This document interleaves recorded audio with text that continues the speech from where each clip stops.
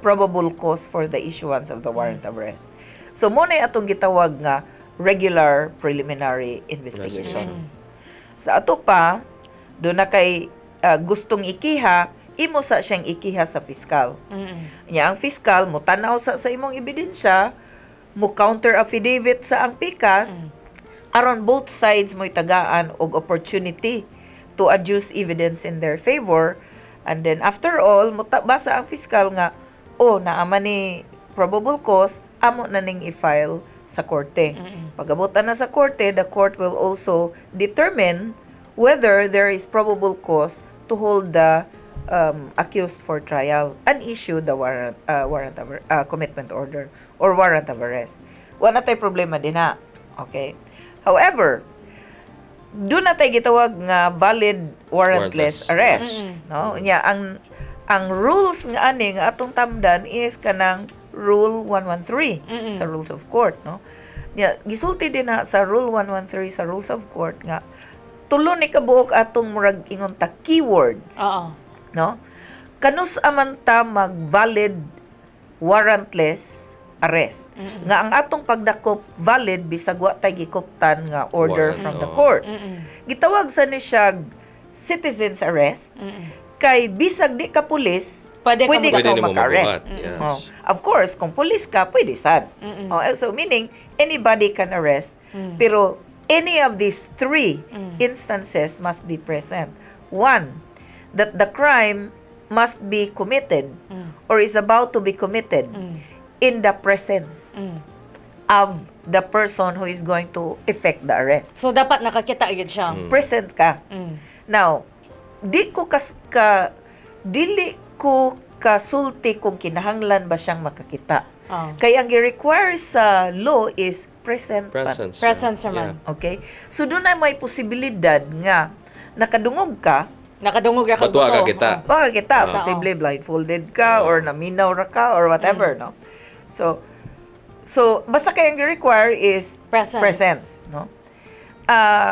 Ang ikaduha is kinahanglan ang mo-arrest dunay personal knowledge. So, unsaon man pag-acquire ang personal knowledge, dili na siya ingon nga kanang hearsay nga say so ana di na siya magsilbi. No? So, the personal knowledge must be gained nga corroborated by other factors like in one corner nakakita kag nay nagdagan moingon nga nga nagkadugo siya niya siya nga gidunggab ko ni Pedro no. So wala gyud ka dito present. Pero naa kay sufficient nga personal knowledge.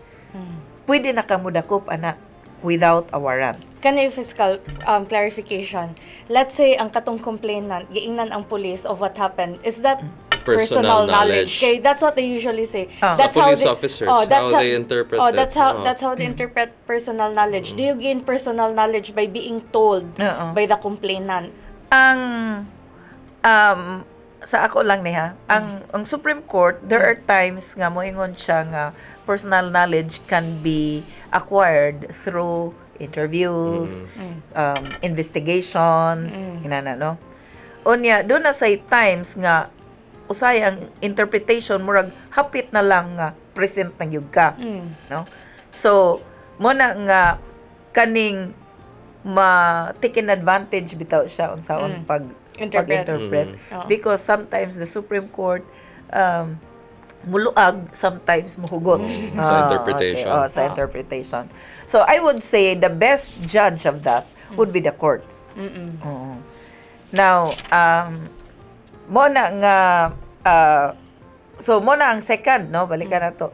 Ang third is kanang kung fugitive na ka, meaning daan na kang nadakop before, validly arrested before, naikyas ka, then you can be re-arrested without a need for another order. Mo mga pugante sa presuhan.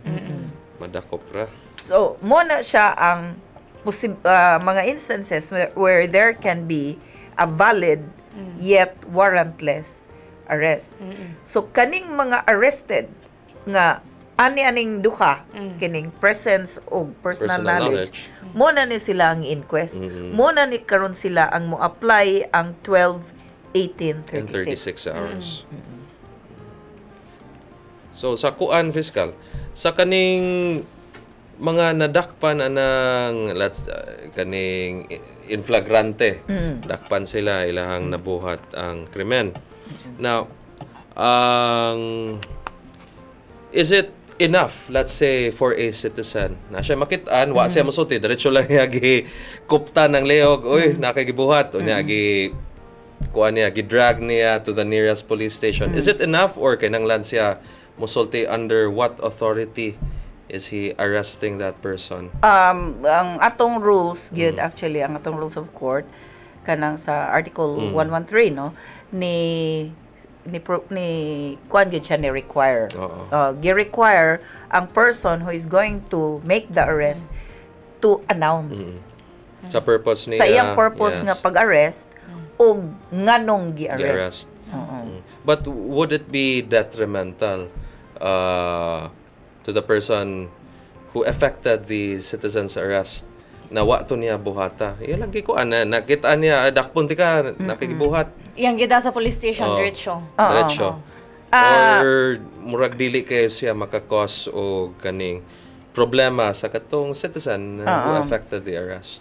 Although there is a requirement, pero nga mo sulti siya, no, ana sa rules of court, pero unlike sa police officers, nga mo effect og arrest, gi-require yun sila nga mag-Miranda. Oh, yes. Okay.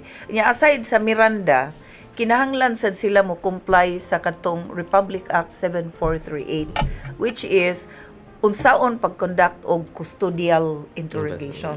So naa sila gipangsubay ba because they are state agents, no?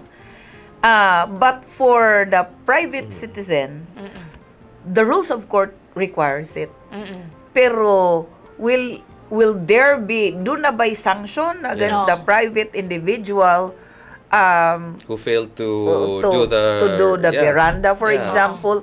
I don't see any because sa atong tanan nga nabasahan, no, even when we were in law school, ang gi-require pag Miranda ang kanaramang yung mga state agents. Dan ang private citizen di ba sa expect nga kibaw sila. Kibaw sila.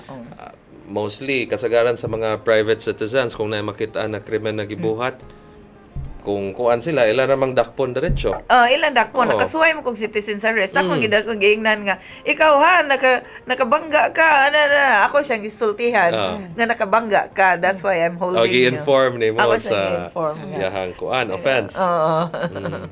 But it's more tedious if state agent ang nagbuhat sa kaning arrest na. Because then mo apply naman ang law. Anya kanang law is kanamong mga sa constitutional rights, for example, ang mo guarantee anang atong constitutional rights ang mga state agents magod mo'y mohatag sa guarantee. So for example, mo adto tag Ayala or atong balay Hilngon, mga yun tag search warrant. Pero mo adto ta sa SM or Ayala nay manghiling sa tungbag, di man ta moingon sikyo nga na kay search warrant. Because it will not apply as against them, no? Mo man sa Supreme Court ruling, I think People versus Andre Marti, that these kining fundamental kaning mga constitutional rights gi-require siya because these are guarantees of the state. So state actors must comply with the law. But with the private persons, dili kayo.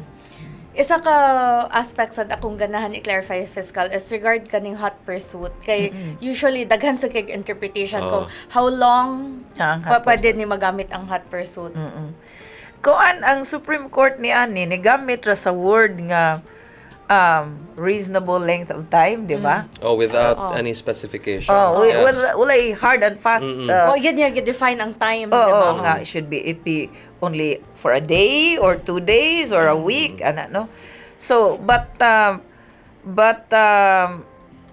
kaning ang sa amo lang sa Fiskalia, among tanawon nga kung gihat pursuit ni siya, ang ending pananglitan duha sa kadlaw or 1 day, more than 1 day. Din man didakpa dito rasbay. Di yun dili na mahat pursuit. Pero kung maingon nga kaning hot pursuit mi, unya unsa man yung gihimo pag hot pursuit?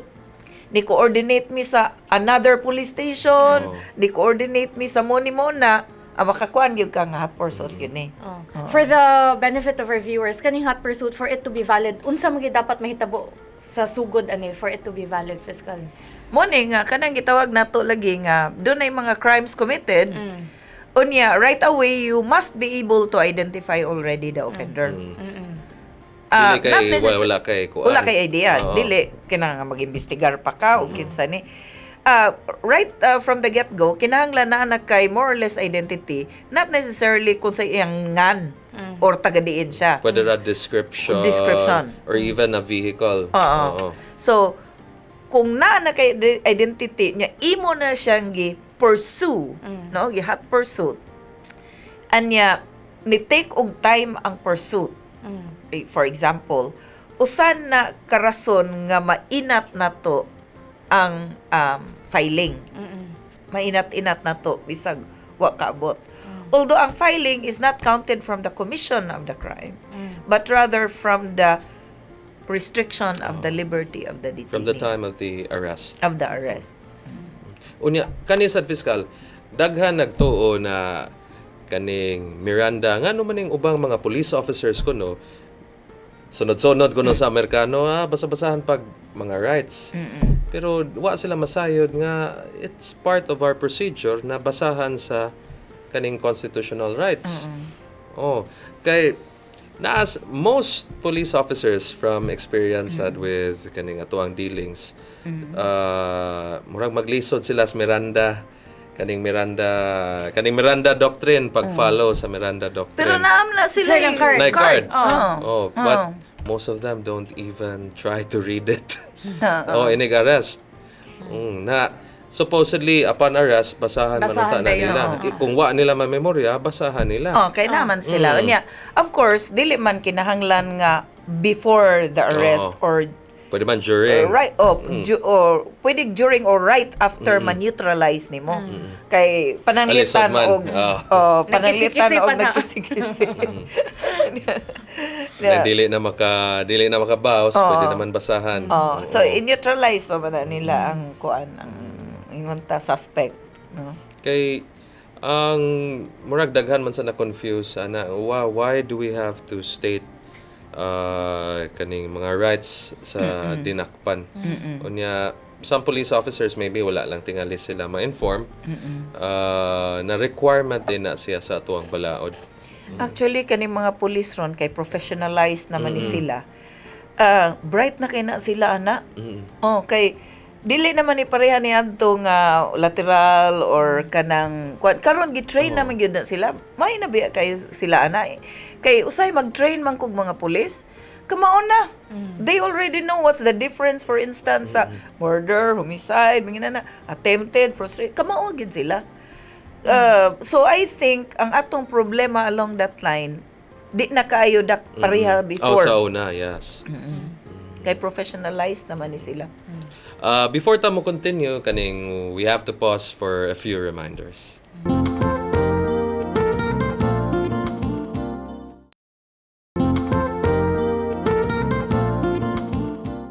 And now we're back. During our break, atong gistoryaan, unsa maning search incidental to lawful arrest. Okay. So ang search nato ani is ni follow sa arrest. Pero ang arrest may be warrantless or with a warrant, no? So pananglitan do na kay warrant of arrest kay kining tagkatawhana nakakommit ni og estafa, for example. Totally unrelated. Pag-arrest nimo dito sa ilang bay, pwede man ka musod sa ilang bay. Kay allowed man na sa rules nga musod ka sa ilang bay, you can break in even the house in order to arrest a person. Pagsud nimo dito imong nakita nga doon na siya child pornography. Totally unrelated sa estafa. Okay? So, imo siyang gidakop primero on the basis of the warrant and pagsud nimo actually committing a crime na siya for possession of child pornography. For, let's say, child pornography, imo siyang dakpon, magmiranda na sa kaniya sa iyang child pornography. Then, you can search the house. The entire house na. The entire house. Yes, because doon naman siya control sa premises. So, pwede na kang mag-search ana. Pero, doon na kay arrest. So, posible sad nga, let's say, nakakita kag tao and then he's carrying a firearm, for example, plain view. Pwede kang mag-warrantless arrest. Pero mag-arrest sa kaniya, di pa ka maka-search niya. So, dapat una yun ang valid arrest. Before the search. Before the search. Whether the arrest be warrantless or without with a warrant, kinanglan maguna ang arrest, and then that's the time that you can search. So note that the word used is search. Search means pwede gyud ka mo search. As in bisag iyahang bulsa. Okay? However, kung di siya nag-commit og crime, he is only suspicious looking. Let's say, for example, in a subdivision, tungang gabi nay nagdagan nga tao inside the subdivision, he's not committing a crime. But he is suspicious. Acting suspiciously. Mo-apply diha, dili ang search incidental to an arrest. But, kanang gitawag natong stop and frisk. No? You can stop a person who is acting suspiciously. You can frisk him. Frisk in Cebuano is kap-kap. You cannot search. Kap-kap ra kutob. Kap-kap ra ka kutob. I-feel lang kung naabay weapons. a weapon, yes. So, but you cannot search. If doon na kay makit-an nga weapon, that's the time that you can arrest, and then after the arrest, search. Thorough search. See? So, ug imo nang i-shortcut, although pareha ra nagpadulngan, pero di na nimo ma-shortcut. Kaya di siya parihan. Oo, di siya parehang effect. Dili pa de kapkapon.